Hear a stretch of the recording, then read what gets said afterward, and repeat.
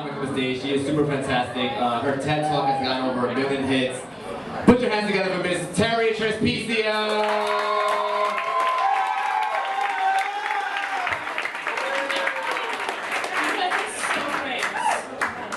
My name is Terri Trespicio. The last name sounds like an uncomfortable skin condition. It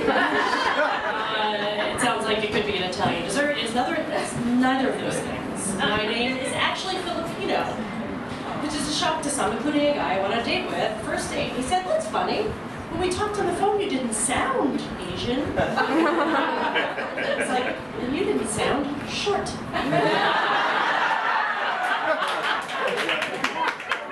Now, I do a lot of online dating, but I did take myself recently to a singles event. And while I haven't been to AA, I'm assuming they're very similar, because the minute you walk in that door, you're admitting to yourself and God that you have a problem. It's gotten out of hand. Look, there's nothing wrong with being on the market. But this is not Whole Foods Market. Okay? There's not like fresh, delicious stuff for the picking. No. It's more like Fairway, right before a major snowstorm.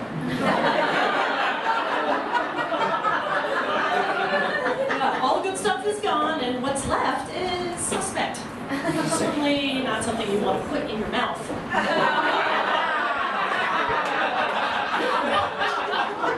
Now, there's a reason I like online dating, and it's because of this sense of abundance, right? Like, there's always more people, there's always another guy, until there isn't. And I found this out myself when I swiped through so many profiles that I ran out of people. I didn't even know this was something that could happen. But I know because I looked at the app and a little sign popped up, and it said, "Looks like you're out of options."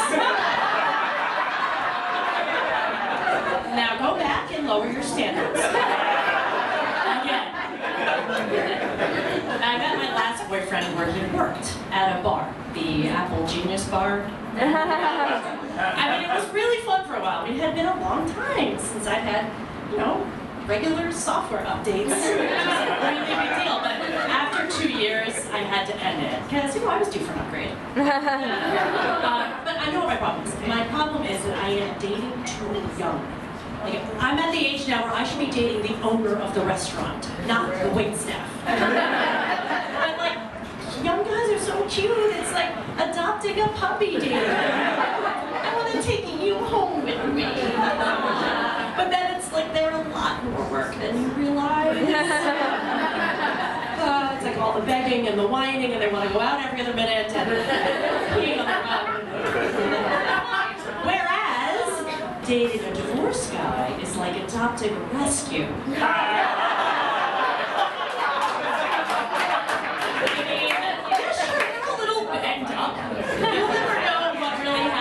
Before you have them. But they're so grateful to get a second chance. Though they do have some weird habits. Like sometimes, like one guy would just like automatically get up and go to sleep on the couch. Just old habits, die hard. Now, there are a lot of things we can blame for why perfectly decent women like myself and many women have trouble finding a suitable mate. Am I right? We can blame lots of things. Okay? We can blame the economy, shifting gender roles. Some people blame Disney. I blame the church. Hear me out on this. I was raised Catholic. Okay, I don't practice now. It's like I have a lifetime membership. I just don't work out there anymore. Honestly, like, who didn't love Jesus when you're little? Like, what's not to love? It's so hot. The blue eyes, and the man bun, the beatific smile. Okay, fine. We don't know if you really look like that, but come on, how many of us you really look like our profile pics? But the stuff they really sold him hard to us, like his love will save you and heal you. He forgives you for everything. He would die for you. In fact, he did it once, and he would do it again. Now go find yourself a nice boyfriend. Yeah.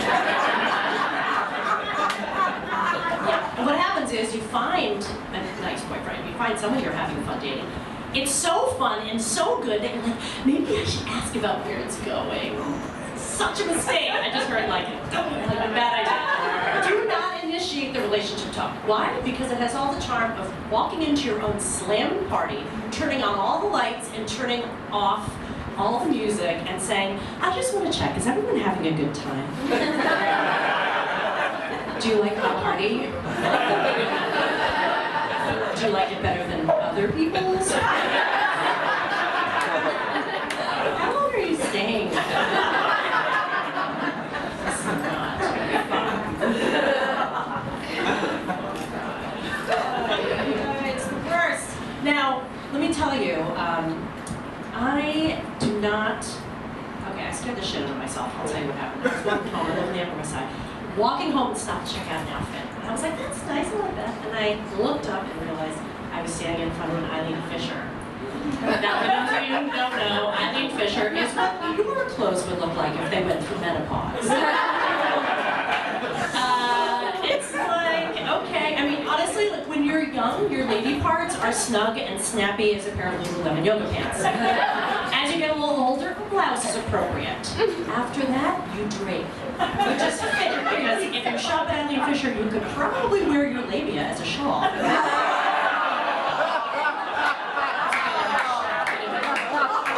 I will leave you with this. I didn't expect to hear that technical term.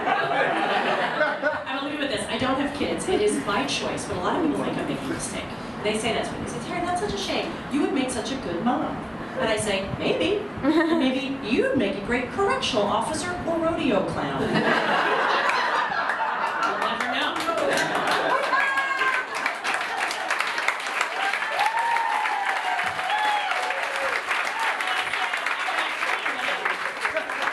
Do you hate kids? Is that why you don't want to have kids? Because you hate children? I said, no, I don't hate kids. I don't have kids for the same reason most New Yorkers don't have cars. They're extremely expensive and there's nowhere to put one. You know, like their hand around a plate of brownies. Like, just have one. So let me think this through with you again, which I've thought of many times. When I want to gestate a human child in my gut for the better part of a year, squeeze it out in front of a room full of people, hand my life over to its care and feeding, to the expense of all else, while my body collapses on itself. Then spend the next 18 years raising this child to function in society to the tune of about $250,000, for which I'll receive very little, but grief and the occasional bouquet of flowers. And if I do it right, he will definitely leave me for another woman.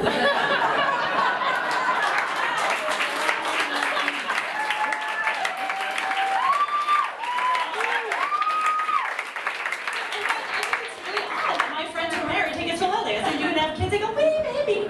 So like, really? You're just going to wing this? They go, well, if it happens, it happens. I say, really? Because that's what I say when I forget my umbrella on a day where there's a 40% chance of precipitation. And even then, I'll go back. So when people say to me, oh, Terri, at some point, you should really settle down and have a kid. I say, and you should really get your PhD in applied physics. And they say, like, why would I do that? That's like a lot of work for something I don't really want.